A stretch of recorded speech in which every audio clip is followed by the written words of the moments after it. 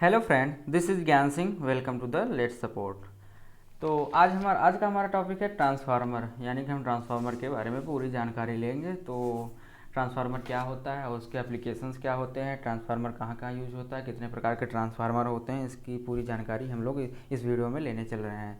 तो चलिए बिना किसी देरी के हम लोग फिर से शुरू करते हैं और कुछ क्वेश्चन से भी देखेंगे इसके ऊपर। और पीडीएफ पाने के लिए टेलीग्राम चैनल को ज्वाइन जरूर करिएगा, चैनल को सब्सक्राइब जरूर कर दीजिएगा। Thank you. आगे देखते हैं हम। पहले व्हाट इज़ ट्रांसफार्मर। ट्रांसफार्मर क्या होता है? A transformer is a device use in the power transmission of electric energy.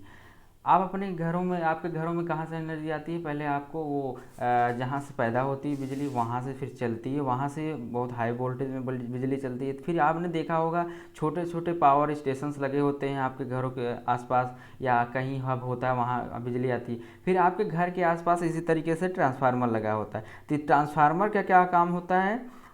Transformer का काम होता है, ये एक डिवाइस होता है used for transmission of electric energy, जो क्या करता है, हम लोग को ट्रांसफ़र करता है इलेक्ट्रिक एनर्जी को। फिर सेकंड पॉइंट है the transmission of current is AC. जो क्या कहते हैं, जो ट्रांसफार्मर के थ्रू करंट फ्लो होता है वो एसी होता है। एसी का मतलब होता है अल्टरनेटिंग, ALTERNATING, अल्टरनेटिंग करंट। यानी कि जो हम एसी करंट बोलते हैं उसको हम क्या बोलते हैं? Alternating current.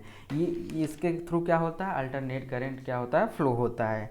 और थर्ड पॉइंट है it is commonly use to increase और decrease the supply of voltage without changing the frequency of AC between the circuit. यानी कि हम ट्रांसफार्मर के थ्रू क्या करते हैं, क्या कहते हैं, बिना वोल्टेज की सप्लाई को चेंज किए हुए या उसकी फ्रिक्वेंसी को चेंज किए हुए हम उसको उसके क्या कहते हैं, वोल्टेज को बढ़ा या घटा सकते हैं। तो जैसे कि मान लीजिए हमारे घर में ये ऊपर वाला तार है, ये कहाँ से आया? ये 11,000 वोल्टेज मान लीजिए आया।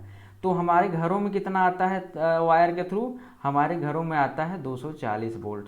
220 वोल्ट से 240 वोल्ट तक घर में हमारे सप्लाई आता है। और उसका कितने हर्ज पे आता है? 50 हर्ज पे।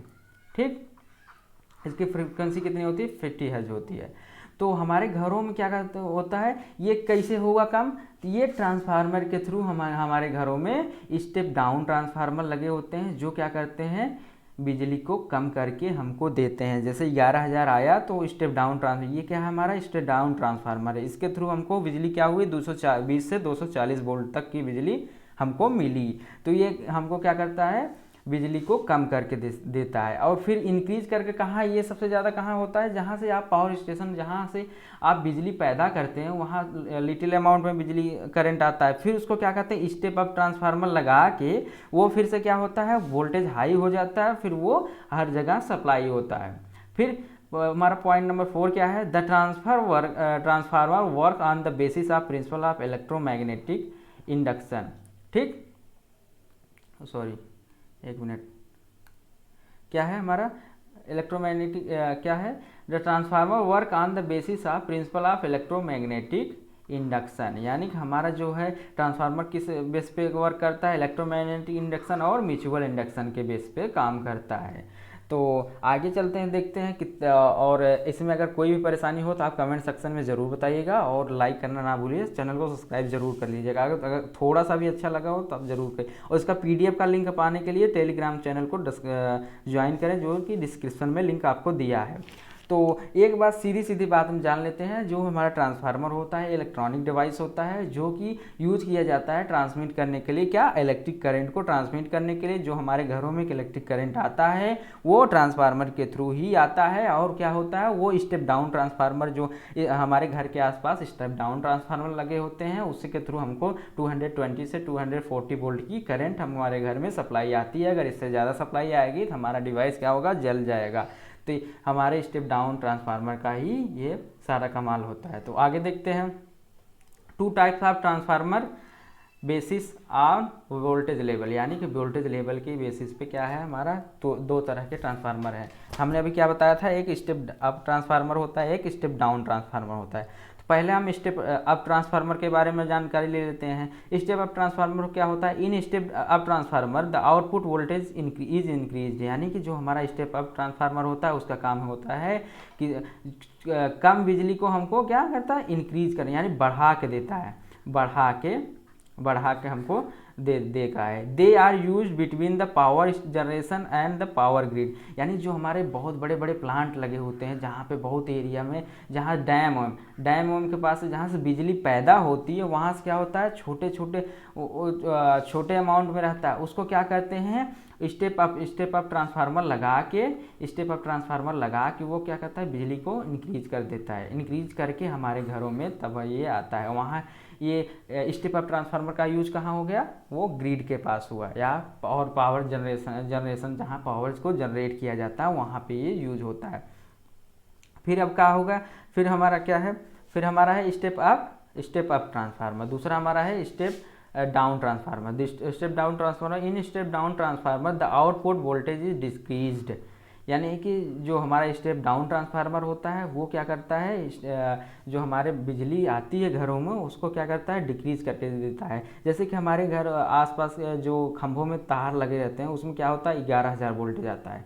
11,000 वोल्टेज आया, वो 11,000 वोल्टेज जो होता है उसको क्या करता है? स्टेप डाउन ट्रांसफार्मर वो कन्वर्ट कर देता है 220 वोल्ट से 240 वोल्ट।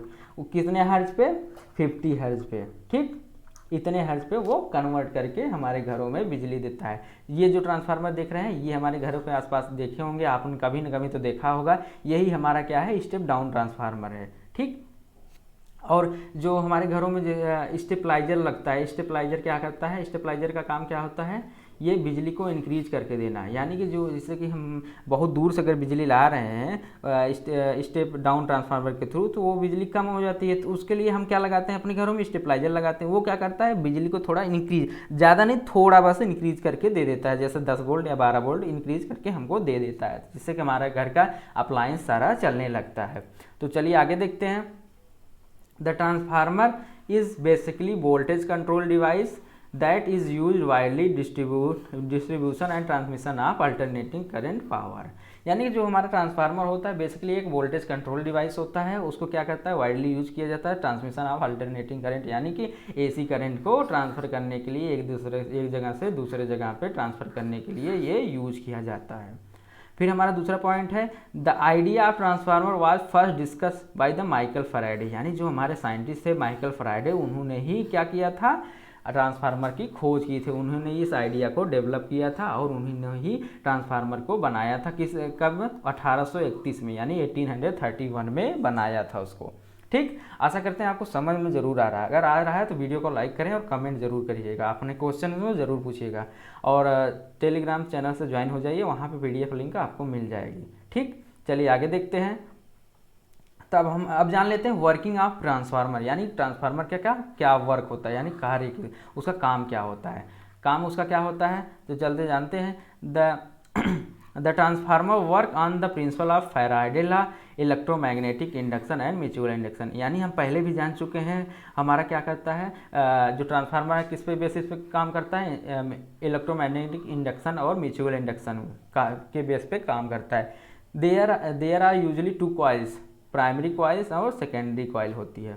इसमें क्या है? देखिए कुछ फिगर है, फिगर के थ्रू समझते हैं। ये हमारा क्या हो गया? प्राइमरी कॉइल हो गया, ठीक। प्राइमरी कॉइल हो गया, ये हमारा सेकेंडरी कॉइल हो गया, ठीक। जो प्राइमरी कॉइल होता है ये क्या आता है? मेन सप्लाई, यानी कि AC वोल्टेज जो आता है 11,000 वो डायरेक्टली इसमें लगता है। फिर ये क्या करता है? हमारा म्यूचुअल इंडक्शन और क्या इलेक्ट्रोमैग्नेटिक इंडक्शन के थ्रू क्या करता है? इसको 220 वोल्ट में कन्वर्ट कर देता है। तो ये हमारे घरों में यही सप्लाई आती है, किसके थ्रू? यही हमारे ट्रांसफार्मर का वर्क होता है। और ये किस पे बेस वर्क करता है? म्यूचुअल इंडक्शन और इलेक्ट्रोमैग्नेटिक इंडक्शन के ऊपर वर्क करता है। इसमें 2 कॉइल होती हैं। पहला हमारा क्या है? ये हमारा जो मेन कॉइल होती है उसको प्राइमरी कॉइल कहते हैं, और जो दूसरी कॉइल होती है वो हमारा सेकेंडरी कॉइल होती है, ठीक। ऑन द ट्रांसफार्मर कोर, ये हमारे कोर ट्रांसफार्मर में होता है। तो चलिए आगे देखते हैं। The 2 coils having high mutual induction, यानी कि ये इन दोनों के बीच में क्या होता है, ये इन दोनों के बीच में हाई म्यूचुअल इंडक्शन होता है, और क्या करते हैं ये भी एक दूसरे को बिजली कन्वर्ट करके देते हैं। चलिए आगे देखते हैं। The two coils having the high mutual induction when the alternating current passing through the primary coil it creates wiring magnetic flux. क्या करता है, व्हेन जब यहाँ से ये क्या करते हैं, जब यहाँ से करंट पास होता है तो यहाँ पर मैग्नेटिक फ्लक्स बहुत तगड़ा जनरेट होता है। उसके बाद क्या होता है, यहाँ पे फिर बिजली को कन्वर्ट कर दिया जाता है, फिर सेकेंडरी कॉइल में वो ऑटोमेटिकली बिजली कन्वर्ट होकर जाने लगती है। फिर क्या हो गया, फिर two coils having the mutual induction, इसमें इनके दोनों बीच में म्यूचुअल इंडक्शन होता है। आगे देखते हैं। Overall a transformer carries the below operation. Overall क्या जानते हैं आपको, transfer of electric energy from the circuit to the अंदर, यानी कि जो हमारे ट्रांसफार्मर में क्या होता है, एक सर्किट से दूसरे सर्किट में बिजली का ट्रांसफ़र होना ही क्या होता है हमारा इलेक्ट्रोमैग्नेटिक इंडक्शन। फिर ये क्या हो गया, transfer of electric power through the electromagnetic induction. जो अगर हम किसी इलेक्ट्रिक एनर्जी को, इलेक्ट्रिकल पावर को हम क्या बोलते हैं, ट्रांसफ़र करेंगे एक कॉइल से दूसरे कॉइल को, उसी को हम कहेंगे इलेक्ट्रोमैग्नेटिक इंडक्शन। फिर तीसरा पॉइंट है electric power transfer without any charge is in frequency. क्या होता है, इलेक्ट्रिक पावर ट्रांसफ़र किया जाता है विदाउट एनी चेंज, यानी कि बिना किसी चेंज हुए फ्रीक्वेंसी, एक ही फ्रीक्वेंसी में। जैसे हमारा प्राइमरी कॉइल में क्या होगा, प्राइमरी कॉइल में 50 हर्ज है, वो सेकेंडरी कॉइल में भी क्या होगा 50 हर्ज पे ही होगा। ठीक, two circuit are linked with mutual induction. हमारे क्या है, दो सर्किट हैं, वो क्या होते हैं, लिंक होते हैं with through the mutual induction, यानी म्यूचुअल इंडक्शन, उनको बीच क्या होता है, म्यूचुअल इंडक्शन होता है, वो दोनों एक दूसरे से लिंक होते हैं। फिर ये देख लीजिए हमारा क्या है, ये हमारा प्राइमरी कॉइल हो गया, ये सेकेंडरी कॉइल हो गया। ठीक, जब हम इधर से करंट पास कर रहे हैं, करंट आई पास करेंगे तो ये क्या करेगा, इधर घूमेगा, फिर इनके बीच में क्या होगा, म्यूचुअल इंडक्शन होगा, फिर ये इस तरह देगा। ये हमारा क्या है, लेमिनेटेड कोर है, यानी कि हम ट्रांसफार्मर देखे होंगे, ये क्या करता है, लेमिनेटेड कोर लगा रहता है, जिससे हमको करंट वरेंट ना लगे और हमारा लीकेज करंट ना हो। ठीक, इसी के लिए ये लगा होता है। आगे देखते हैं। The major part of single phase transformer, यानी सिंगल फेज ट्रांसफार्मर के कुछ पार्ट हैं, उनको जान लेते हैं। पहला हमारा है core. The core act as a support to the binding transformer. It also provides a low reduction path of flow of magnetic flux. यानी कि जो हमारा ये कोर है, यानी कि ऊपरा परत जो रहता है, वो क्या करता है, हमारे जो हमारा वायर अंदर लगे रहते हैं उसको क्या करता है, वाइंडिंग को सपोर्ट करता है, और क्या करता है, मैग्नेटिक फ्लक्स को इधर उधर जाने से रोकता है। फिर आगे हमारा सेकंड पॉइंट है बाइंडिंग, यानी जो हमारा छोटे छोटे पतले पतले नंबर ऑफ टर्न्स जो वायर लगे रहते हैं, the winding of set of copper wire wound the transformer core copper wire are used due to the high conductivity of copper minimize the loss of transformer because when the conductivity increase the resistance of the current flow decrease। यानी कि हम मान लीजिए हम कभी fan van खरीदने गए हैं तो हम लोग क्या करते हैं, कॉपर का लेते हैं। कॉपर हमारा ज़्यादातर लो रेजिस्टेंस में होता है और कंडक्टिविटी बहुत अच्छी होती है उसमें, इसीलिए हम क्या करते हैं, कॉपर के वाइंडिंग का यूज हम लोग करते हैं। तो आगे देखते हैं हम। थर्ड हमारा क्या है, इंसुलेटेड एजेंट। ठीक, इंसुलेशन एजेंट क्या होता है, जब हमारा ट्रांसफार्मर बना लेते हैं उसके ऊपर क्या करते हैं, इंसुलेट कर देते हैं, जिससे कि हमको शॉक ऑफ ना मिलेगा। और क्या करें, insulation is necessary for transfer of separation winding from the each other and avoid the short circuit. This facility mutual induction insulate the agent having the influence of durability stability a transformer. यानी कि ये हमको क्या provide करता है, insulation agent क्या करता है, वो शॉर्ट सर्किट से बचाता है। जैसे कि ये देखिए, ये हमारा ऊपर से क्या किया गया है, इंसुलेट कर दिया गया है, किसके थ्रू, ये सिलेंडर के लगा के। ये हमारा क्या है, सिलेंड्रिकल शेप वाला है ट्रांसफार्मर। ठीक, जैसे कि इसमें एसी करंट आया, फिर ये डीसी में हमको एसी में ही कन्वर्ट करके देगा, लेकिन लो करके देगा। ठीक, तो क्या हुआ, ये जो ऊपर लगा है, ये इसके ऊपर हमारा ये क्या है, इंसुलेटेड एजेंट है। फिर इंसुलेटेड एजेंट में क्या होता है, इंसुलेटेड एजेंट में उसके बाद हमारा क्या था, इंसुलेशन इधर इंसुलेटिंग ऑयल उसमें डाला जाता है, इंसुलेटिंग टैप होता है, इंसुलेटिंग पेपर होता है, वुड बेस्ड लेमिनेशन होता है। यानी जो हम देखे होंगे अपने घरों में या घरों के आसपास जो ट्रांसफार्मर लगा जाता है, अगर ऊपर से खोलेंगे उसमें क्या होता है, एक तेल डाला जाता है, जिसके थ्रू क्या होता है हमारा उसमें जो ट्रांसफार्मर की कॉइल होती है वो कोल्ड रहती है। नहीं तो अगर वही ना डाला जाए तो आपका जो ट्रांसफार्मर हो गर्म हो जाएगा, गर्म होने के बाद वो जल जाएगा। इसीलिए क्या होता है उसमें ऑयल डाला जाता है। चलिए आगे देखते हैं। आइडियल ट्रांसफार्मर, आइडियल ट्रांसफार्मर क्या होता है उसके बारे में जानते हैं। The ideal transformer has no losses, there is no magnetic leakage flux, ohmic resistance in the winding, no iron loss in the core. यानी कि जो हमारा आइडियल ट्रांसफार्मर होता है उसमें क्या होता है, ट्रांसफार्मर नो लॉसेस, यानी कि उसमें क्या होता है कोई भी लॉसेस नहीं होता और मैग्नेटिक लीकेज मैग्नेटिक फ्लक्स का कोई भी लीकेज नहीं होता, और ओमिक रेजिस्टेंस में जो वाइंडिंग हुई होती है उसमें क्या होता है रेजिस्टेंस नहीं ज़्यादा होता, और no iron loss in the core, यानी कि जो उसका कोर होता है उसमें कोई भी आयरन और लॉस नहीं होता है। ठीक, ये हमारा आइडियल ट्रांसफार्मर होता है, जिसमें ये सारी चीज़ें हों वो हमारा आइडियल ट्रांसफार्मर होता है। फिर उसके बाद EMF equation of the transformer, हमारी कि electromagnetic force, electromagnetic force EMF का फुल फॉर्म क्या हो गया, इलेक्ट्रोमैग्नेटिक फोर्स।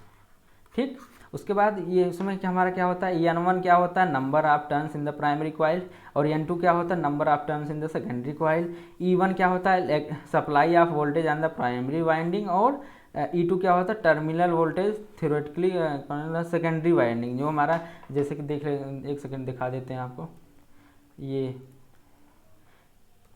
जो हमारा ये है, ये इसमें प्राइमरी है कॉइल है, सेकेंडरी है वाइंडिंग, इसी में होता है। ठीक, फिर इसका इक्वेशन क्या होता है E1/N1 E2/N2 और इक्वल्स टू के हमारा क्या है कांस्टेंट है। देखिए ये कुछ नोट है, नोट को पढ़ते हैं। के is the call the voltage transfer ratio which is constant.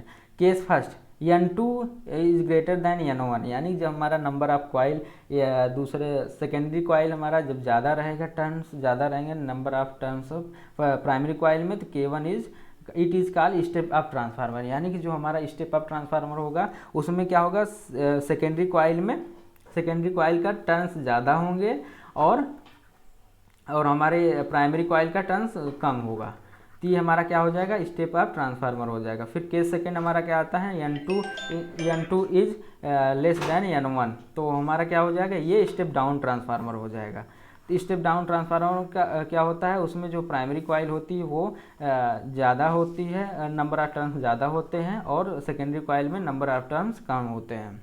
तो आगे देखते हैं ट्रांसफार्मर एफिशिएंसी, यानी ट्रांसफार्मर की एफिशिएंसी देखते हैं। तो ट्रांसफार्मर यानी कि जो हमारा ट्रांसफार्मर होता है उसमें कितना एफिशिएंसी है, उसको हम किसको एफिशिएंसी को किसके डिनोट करते हैं, जीटा से। जीटा ZETA, जीटा, जीटा मतलब ये हमारा जीटा क्या होता है एफिशिएंसी होता है, जैसे कि output power upon input power, ये output power upon input power into 100, ये हमारा क्या हो गया एफिशिएंसी हो गया, एफिशिएंसी ऑफ ट्रांसफार्मर की एफिशिएंसी हो जाएगी।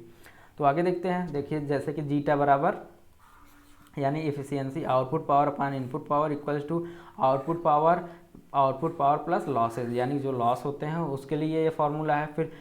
फिर जीटा बराबर output power upon output power iron loss copper loss, ये हमारा फार्मूला कुछ है। और फिर जीटा बराबर V2 I1 I2, ये हमारे क्या है स्टेबल केस के लिए होते हैं। ठीक, चलिए आगे देखते हैं, ये कुछ फार्मूला है जो आप रट सकते हैं।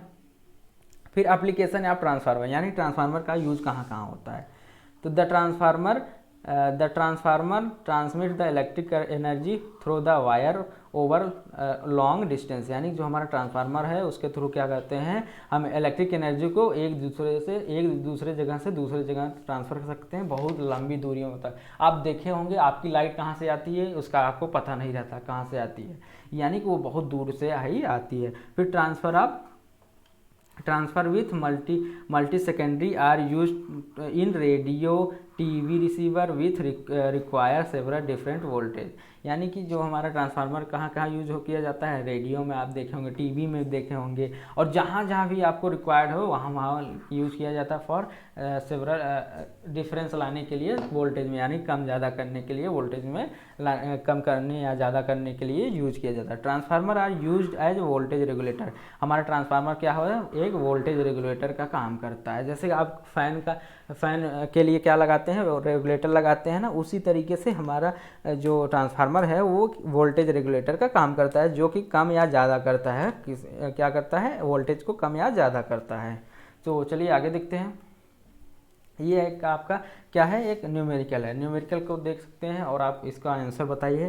तो हमारा न्यूमेरिकल क्या है, ए ट्रांसफार्मर है 600 turns of primary winding and 20 turns in secondary winding और secondary voltage and secondary circuit, primary voltage is 140। हमको पहले क्या दिया है, गिवन, पहले हम क्या लिख लेंगे, given total number of turn primary coil में कितना दिया है, प्राइमरी कॉइल कितना है, N1 600 टर्न, 600 टर्न्स, ठीक। फिर हमारा सेकेंडरी कॉइल क्या दिया है, सेकेंडरी कॉइल में क्या है, N2, सेकेंडरी कॉइल क्या है, 20 टर्न्स, ठीक। फिर हमारा प्राइमरी वोल्टेज क्या दिया है, प्राइमरी वोल्टेज हमारा दिया है यानी V1 140 वोल्ट दिया है, ठीक। फिर आगे देखते हैं, आगे सॉल्व करते हैं, सॉल्यूशन देखते हैं। तो हमारा primary voltage on primary coil, voltage on primary coil, हमारे प्राइमरी कॉइल पे क्या वोल्टेज है, तो क्या हो जाएगा हमारा फार्मूला N1 V1, ठीक। और वोल्टेज ऑन सेकेंडरी कॉइल, ठीक। ये क्या हो गया, N2 V2। तो N2 V1, वोल्टेज तो चेंज होना नहीं है। फिर क्या होगा, हम इधर देख लेते हैं। फिर V1 बराबर V2 N2 V1 by N1, ठीक। फिर हो गया K बराबर कांस्टेंट हमारा जो है V बराबर V2 upon N2 equals to V1 by N1। ये हमारा फॉर्मूला था, हमने ये पहले ही डिस्कस कर चुका है, ठीक। फिर यहाँ देखते हैं, फिर उसके बाद V2 बराबर N2 अपान N1 इंटू V1, ये हमारा फार्मूला था। फिर क्या है, V2 बराबर हमको क्या N2 दिया है, N2 कितना दिया है, 20 टर्न दिया है, और N1 क्या दिया है, 600 टर्न्स दिया है, ठीक। फिर वोल्टेज 1 क्या है, 140 वोल्ट दिया है। तो हम इसमें काट लेंगे 1 0, ये इससे ख़त्म, इससे एक ख़त्म, ठीक। फिर बचा क्या है, 2 1 के 2 2 त्याई 6, 2 तिक्कम 6, ठीक। ये कट गया, यहाँ 3 बचा, तो हमारा ऊपर क्या बच रहा है, 14 बच रहा है हमारा 14/3। तो इसका फाइनल आंसर हमारा क्या हो जाएगा, फाइनल आंसर हमारा हो जाएगा 4.6 वोल्ट। यानी कि हम क्या कर रहे हैं, हमारे सेकेंडरी वोल्टेज हमारा क्या जा रहा है, हमको क्या पूछ रहा था, सेकेंडरी सर्किट में कितना वोल्टेज जा रहा है, तो कितना जा रहा है, 4.6 वोल्टेज जा रहा है, ठीक। आशा करते हैं आपको समझ में ज़रूर आ गया होगा, और अगर आपको समझ में आया सब्सक्राइब ज़रूर करिएगा, और कमेंट सेक्शन में अपना आप सवाल ज़रूर पूछिए कि आपको क्या परेशानी हुई, और चैनल को सब्सक्राइब करिएगा। तब तक के लिए धन्यवाद, और फिर से मिलेंगे। Keep learning and keep exploring. Meet you soon again.